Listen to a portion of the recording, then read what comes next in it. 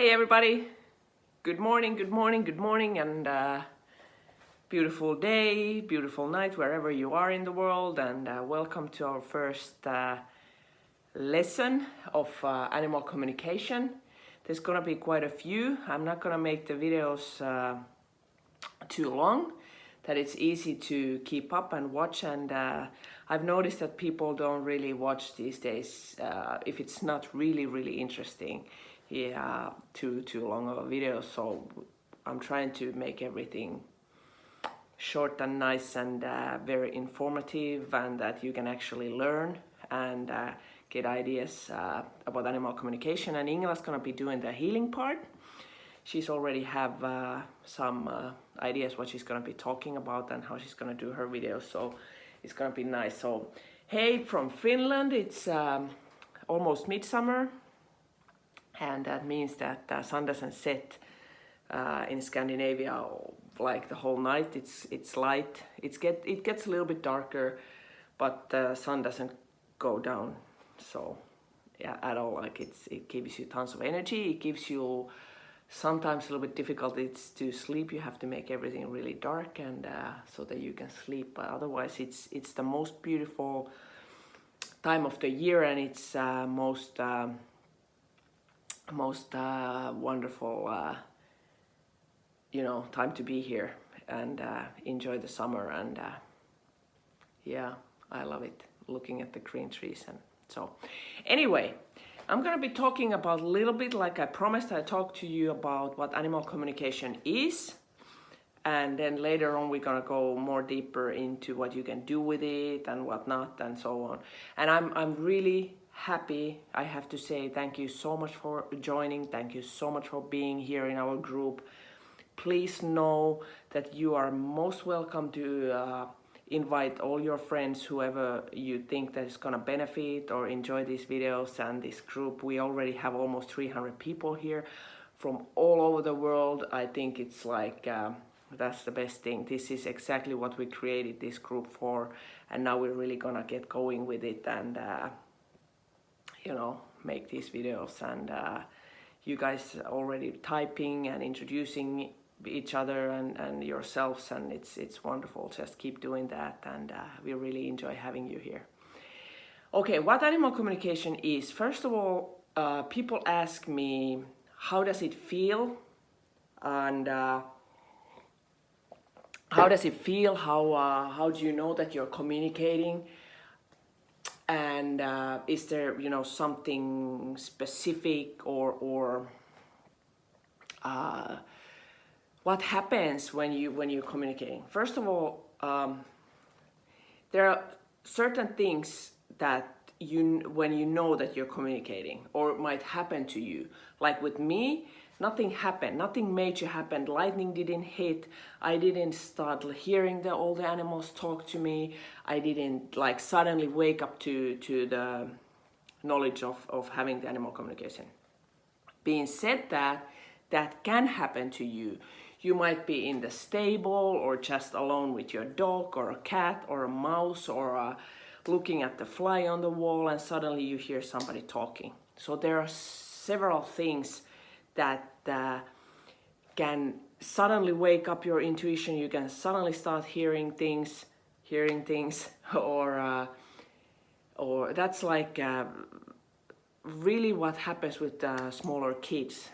Little kids can come to you. If your child comes to you and tells you that, I hear our neighbor's dog talking to me, it said to me this and that when I came from the school and whatever. Do not tell them that that's just your imagination talking or whatever, because that's exactly what it is, the imagination talking. And that's the next thing that I'm going to talk to you about, what animal communication is and how does it feel.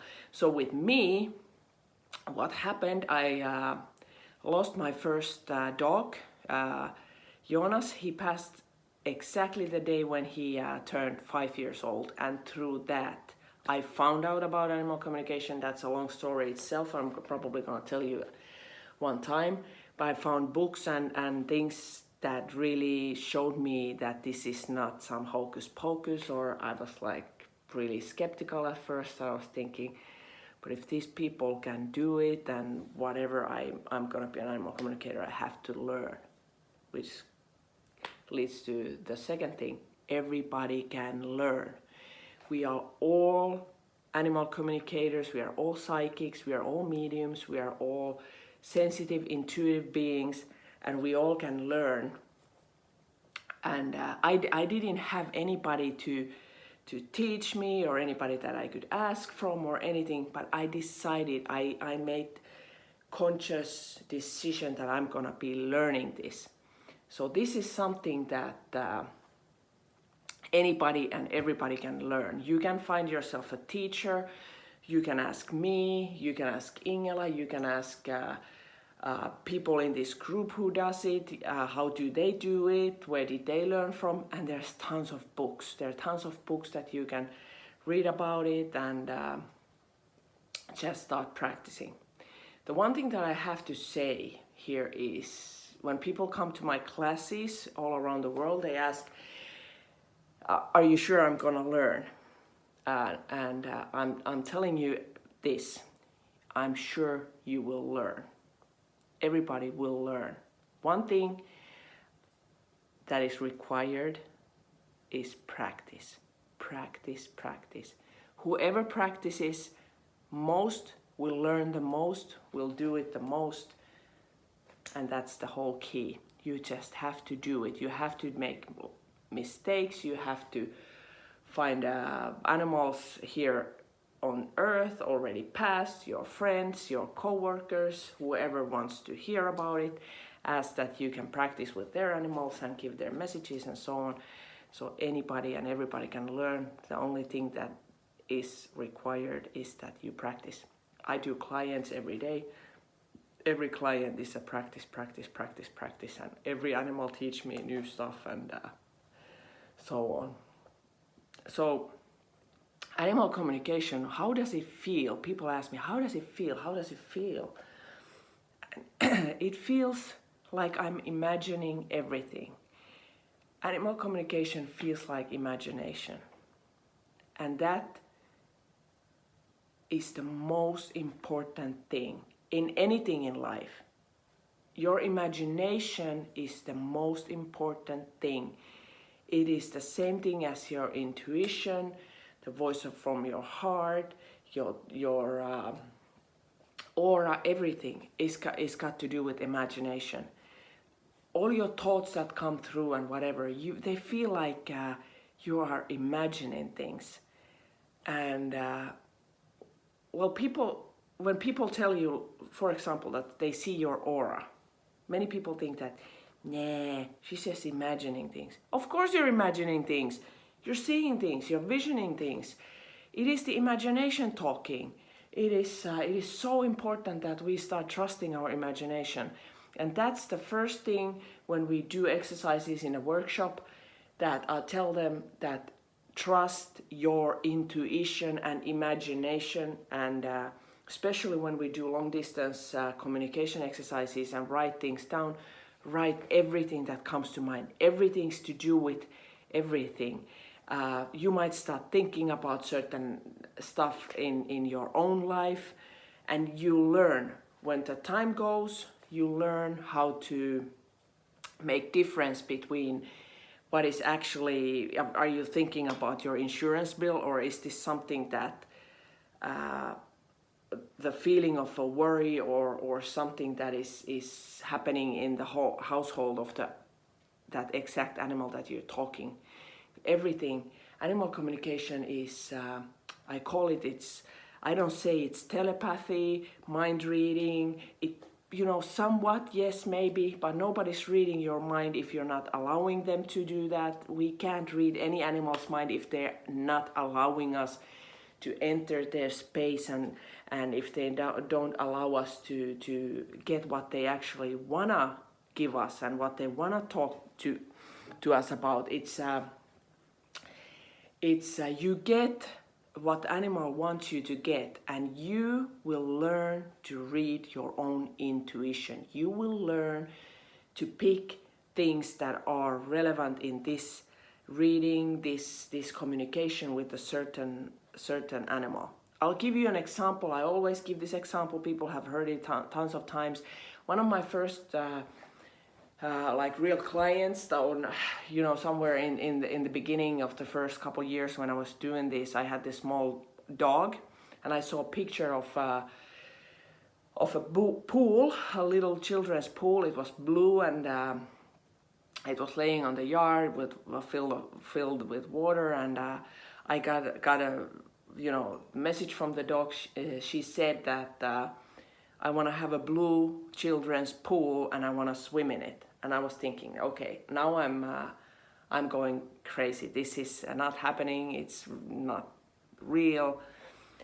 But I had read the books, and I had learned through listening other people that, you know, everything is important that you hear, you see, you sense, you taste, you get in the communication. So I told the girl who owned the dog, the dog's person, that this is what the dog says, and she said it makes total clear sense. She said, I was 10 years old when I got the puppy, and now I'm 20 and the dog is 10, already very old, and we moved into our own apartment, the low level apartment with its own yard. And when I was a kid, when I had the dog the first summer, and the years on when she lived with her parents, they had blue children's pool in their yard, and the dog always swam in it during the hot summer days. So she said that was the clearest message that she could get from the dog, and she said that she's gonna get the pool again for her and to swim in and all. So if in my human mind I was thinking, Maiku, you're going crazy, this is not real, it's not happening, you can't give that kind of a message, so I would have gone completely wrong direction. But learn to pick the things that are relevant with the reading. And when you're concentrating and doing the reading, everything is relevant. Just listen to yourself, listen to your body. That's a different lesson that I'm gonna talk about. All the different senses that we can get. I'm just gonna give you a little bit in this video that you can get, like I already said, smells. You can see in your third eye. When you close your eyes, you can see in your mind's eye. You can intuitively hear the animal speaking. You can sense smells, or you can hear sounds or whatever. You can hear, suddenly you're sitting in a quiet room and you hear a train, woo woo, and you're like, oh, where did that come from? And you just like, okay, I heard something, neighbors, TV or whatever. Pay attention to all the things that come through.